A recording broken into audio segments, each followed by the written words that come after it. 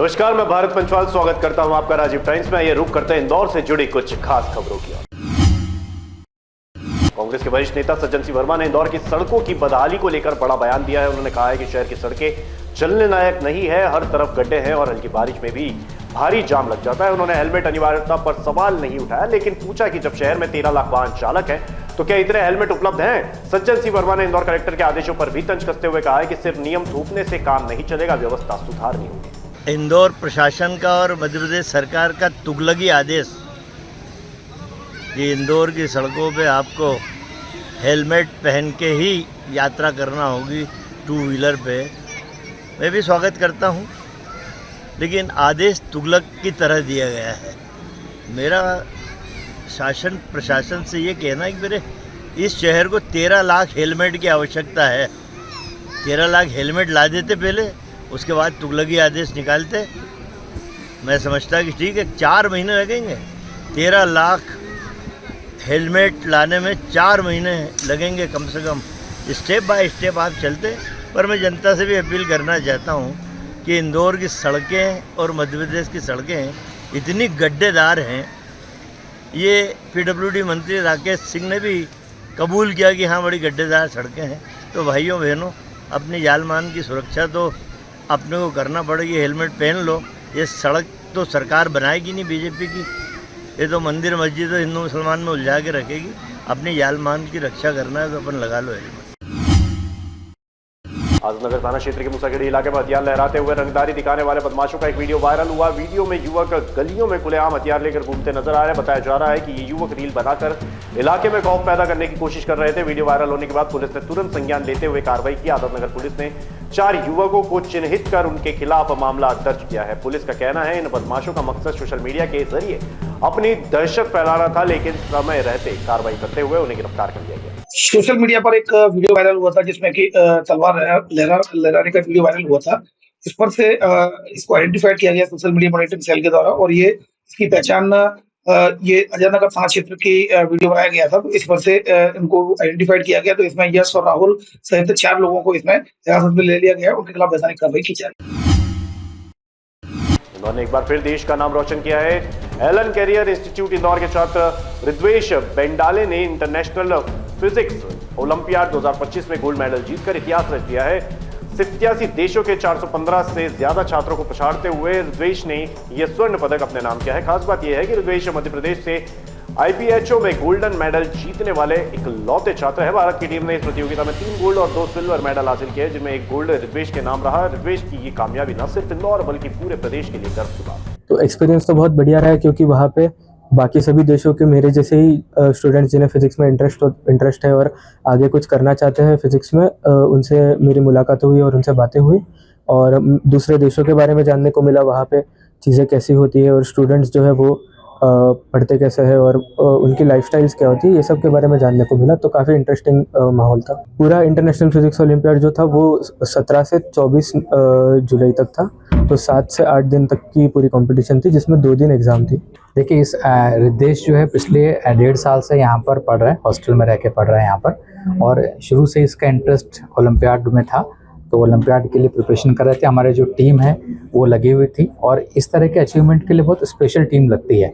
Teachers के बहुत efforts लगते हैं, तो टीचर्स ने बहुत एफर्ट्स लगाए और बच्चा बहुत टैलेंटेड है, बहुत पढ़ाई अच्छे से कर रहा था ये, तो उसी का परिणाम है कि इतना अच्छा रिजल्ट आया। और पेरेंट्स का भी जो सपोर्ट था बच्चे के लिए वो बहुत था। इसका जो बड़ा भाई था वो आज से 4 साल पहले Madhya Pradesh IIT JEE topper था, अथर्व बेंडाले, और उसको देख के ये मोटिवेट हुआ और फिर अपने भाई की तरह ये भी यहाँ इंदौर पढ़ने के लिए आया और यहाँ पर भी रह के ये 1.5 साल से भी पढ़ रहा था और अब ये IIT JEE के लिए फोकस कर रहा है। तो इस साल उसका IIT का एग्जाम भी है, और ये रेयर अचीवमेंट इसलिए कि 11वीं पास करके इतना बड़ा अचीवमेंट करना ये अपने आप में बहुत बड़ी बात है। इंदौर में जब से हेलमेट बिना पेट्रोल नहीं दिए जाने का आदेश जारी हुआ है, तब से सोशल मीडिया पर विरोध के साथ साथ कई तरह के जोक्स भी बन रहे हैं। उनमें से एक ये भी है कि खूब चला कि अगर इस आदेश का सच में पालन करना है तो हेलमेट नहीं तो शराब नहीं वाला सिद्धांत लागू करो, अपने आप हर सिर हेलमेट नजर आएगा। अब इस महापौर ने सीरियसली ले लिया। दरअसल महापौर पुष्पवती भार्गव ने कार्यक्रम में भाषणबाजी करते हुए कहा कि हेलमेट पहनाने के लिए सभी तरह के आवश्यक प्रयास किए जाना जरूरी है ताकि लोगों में इसके प्रति जागरूकता बढ़े।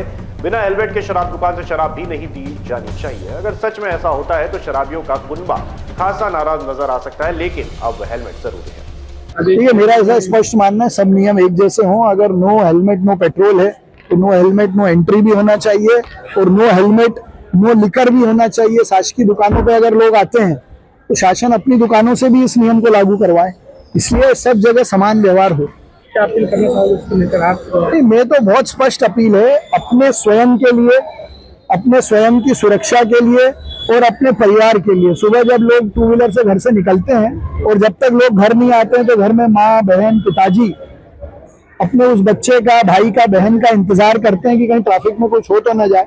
तो आपकी सुरक्षा के लिए हेलमेट है, तो अपने लिए, अपने परिवार के लिए हेलमेट लगाइए। और हेलमेट लोग नहीं लगा रहे हैं, उसको लगाने का शासन प्रशासन प्रयास कर रहा है, इसलिए जो भी संसाधन माध्यम हो सकते हैं उनसे हम लोग कोशिश कर रहे हैं।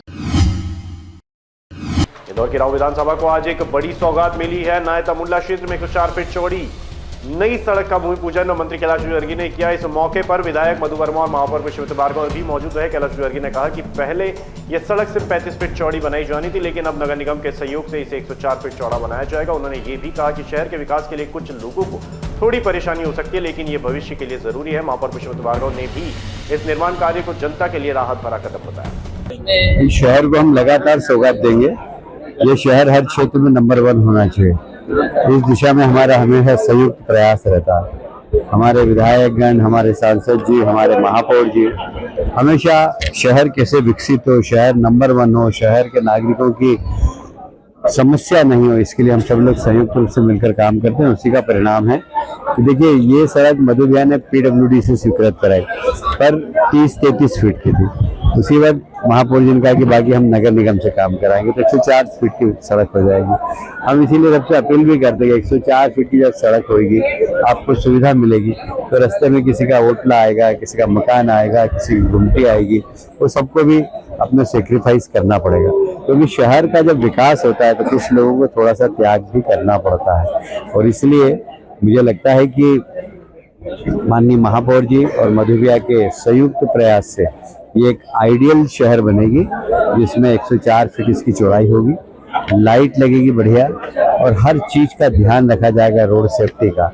ये हम एक अच्छी सड़क बनाकर, और रास्ते में कुछ वाटर संवर्धन के लिए हम पीट्स भी बनाएंगे, जिससे कि सड़क का पानी उसमें जाए, और वैसे भी हम स्टॉर्म वाटर की भी नाली यहाँ पर बनाएंगे। तो एक आदर्श सड़क कैसी होती है, उसके सारे प्रावधानों का इस सड़क पे पालन किया जाएगा। और फिलहाल के लिए बुलेटिन में इतना ही। इंदौर से जुड़ी खास खबरों के लिए देखते रहिए राजीव टाइम्स।